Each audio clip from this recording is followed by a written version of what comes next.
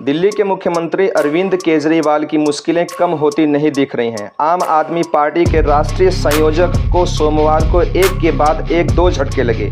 पहले supreme court ने केजरीवाल की याचिका पर तुरंत सुनवाई से इनकार करते हुए मामले को 29 अप्रैल तक टाल दिया, तो करीब आधे घंटे बाद ही राउज एवेन्यू कोर्ट ने उनकी हिरासती अवधि बढ़ा दी। केजरीवाल की न्यायिक हिरासत 23 अप्रैल तक बढ़ा दी गई है। नमस्कार दोस्तों, मेरा नाम है देवेंद्र चौहान।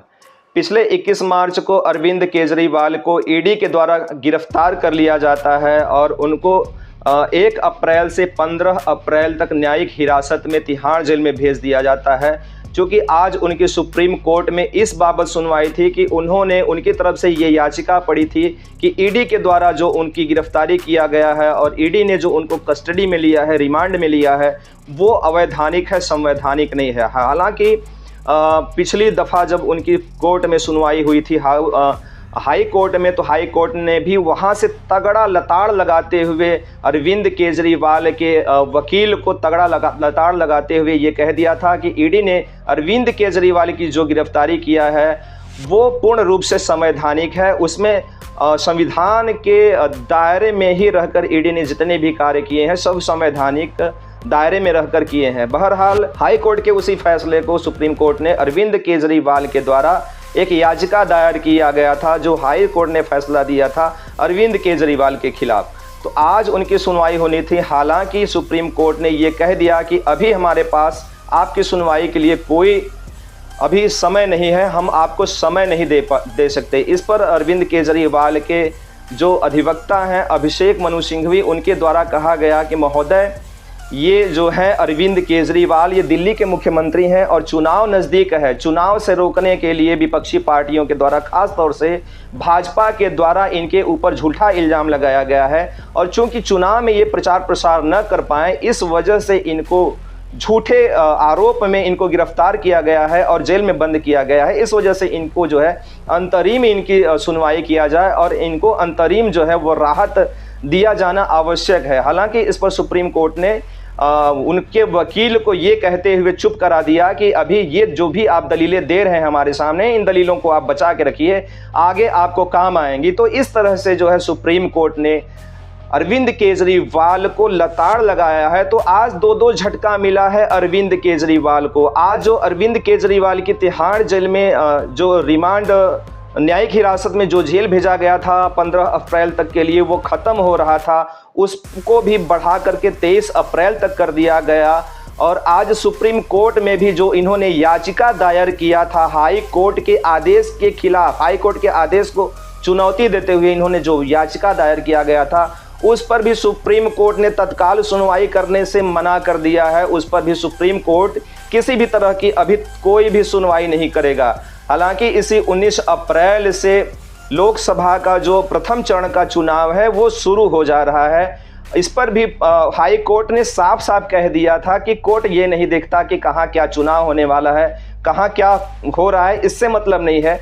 कोर्ट को मतलब है संविधान से, कोर्ट को मतलब है कानून से, कोर्ट को मतलब चुनाव से नहीं है। तो उसने भी साफ कर दिया था और आज सुप्रीम कोर्ट ने भी साफ कर दिया है कि तत्काल सुनवाई नहीं किया जा सकता इस मुद्दे पर। हालांकि सुप्रीम कोर्ट ने ईडी को एक नोटिस भेजा है 24 अप्रैल तक। ईडी को उस नोटिस का जवाब भी देना है और उसी का जो प्रति उत्तर देना है। ईडी के उस नोटिस के प्रति उत्तर में अरविंद केजरीवाल को 27 अप्रैल तक का वक्त दिया गया है। उसके बाद 29 अप्रैल को सुप्रीम कोर्ट इनके जो भी इनका प्रकरण है और इस पर जो सुप्रीम कोर्ट है वो सुनवाई 29 अप्रैल को करेगा। तो इस तरह से इनको झटके पे झटका, आज दो झटका मिला है। जिस तरह से अरविंद केजरीवाल की आज जो तिहाड़ जेल में हिरासत की अवधि थी वो समाप्त हो रही थी, फिलहाल उसको भी एक विशेष अदालत ने उसको भी आज 15 अप्रैल से बढ़ा करके 23 अप्रैल कर दिया गया है। इस तरह से आज अरविंद केजरीवाल को दो झटके पे झटके मिले हैं। इसके अलावा संजय सिंह जब से निकले हैं, आप सभी जानते हैं कि संजय सिंह अब भी बेल पे बाहर निकले हुए हैं और जब से वो बाहर निकले हैं तब से, चाहे वो आम आदमी पार्टी के आतिशी मारलेना हो या सौरभ भारद्वाज हो, जिस तरह से ये लोग पर डे प्रेस कॉन्फ्रेंस किए जा रहे थे और आम आदमी पार्टी का प्रमुख चेहरा बने हुए थे आतिशी मारलेना और सौरभ भारद्वाज। लेकिन जब से संजय सिंह बाहर निकले हुए हैं, पार्टी की पूरी कमान अपने हाथों में लिए हुए हैं। और मैं ये बातें आपको इसलिए बता रहा हूं क्योंकि ये संजय सिंह और भगवंत मान जब पिछली बार अरविंद केजरीवाल से मिलने गए थे, हालांकि जेल प्रशासन ने उनको मिलने से मना कर दिया था, या ये भी हो सकता है कि जो मिलने वाला व्यक्ति था जैसे कि अरविंद केजरीवाल थे, तो हो सकता है कि वो संजय सिंह से नहीं मिलना चाहते थे, इसलिए उस टाइम पे उनकी मुलाकात संजय सिंह और भगवंत मान जो पंजाब के मुख्यमंत्री हैं उनसे नहीं हो पाती है।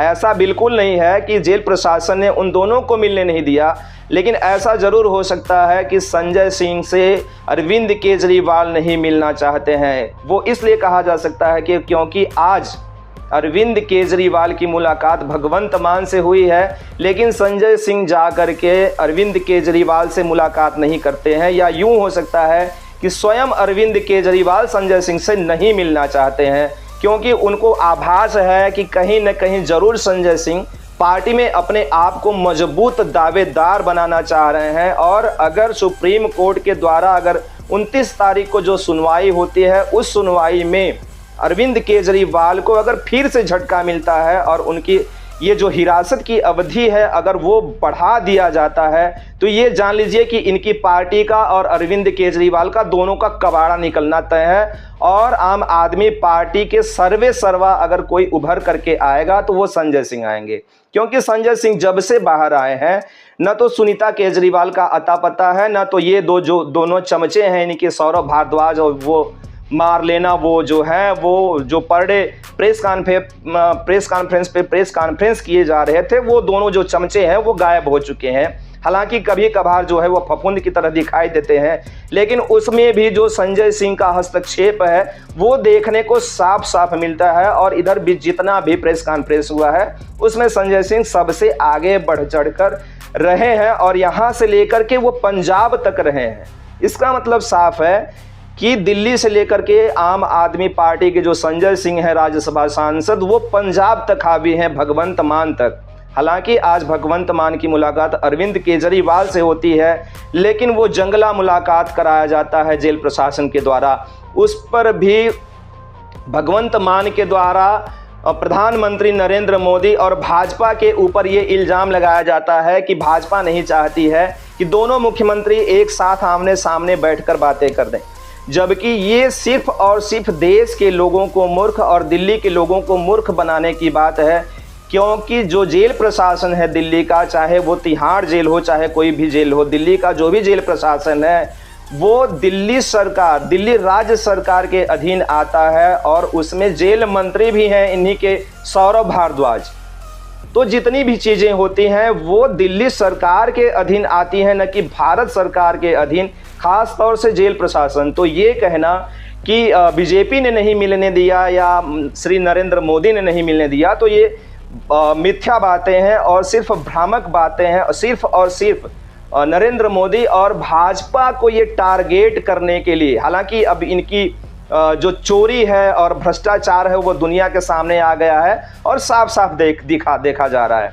और केवल ये देखने या हमारे आपकी बात नहीं है, इसको कोर्ट ने भी माना है कि भ्रष्टाचार हुआ है और उसमें अरविंद केजरीवाल की जो ये भूमिका है वो प्रमुख तौर पे है और वो निजी तौर पर भी है और पार्टी का कन्वेयर होने के नाते भी है। इस पर जो है इससे किसी भी तरह से इनकार नहीं किया जा सकता। तो ये सब मिला जुला रूप है। हालांकि आज केजरीवाल को सुप्रीम कोर्ट से बहुत बड़ा झटका लगा है और ये जितनी भी चीज़ें हुई हैं अगर इसको देखते हुए समझा जाए तो आने वाले 29 अप्रैल को भी अगर इनकी सुनवाई होती है सुप्रीम कोर्ट ने, और अगर जो भी चीज़ें पिछले हाई कोर्ट में सुनवाई के दौरान सामने आई थी, ईडी के अधिवक्ता ने जो भी अपनी चीज़ें अपने साक्ष्यों को हाई कोर्ट के सामने रखा था और जो अरविंद केजरीवाल के अधिवक्ता हैं अभिषेक मनु सिंघवी, उन्होंने उसके परिप्रेक्ष्य में जो भी जवाब दिया था, अगर यही चीज़ें सुप्रीम कोर्ट में 29 अप्रैल को भी रखी जाएंगी तो स्वभावतः जो है ये कहा जा सकता है कि अरविंद केजरीवाल की मुश्किलें और भी बढ़ सकती हैं, उनकी हिरासत की अवधि और भी बढ़ाई जा सकती है। बहरहाल ये मिला जुला रूप था। इस पर जो है आपकी क्या विचार है, आपकी जो भी प्रतिक्रिया हो, खास तौर से अरविंद केजरीवाल और शराब घोटाले के ऊपर आपकी जो भी प्रतिक्रिया हो, हमें कमेंट के माध्यम से जरूर बताएं। बहुत बहुत धन्यवाद। जय हिंद।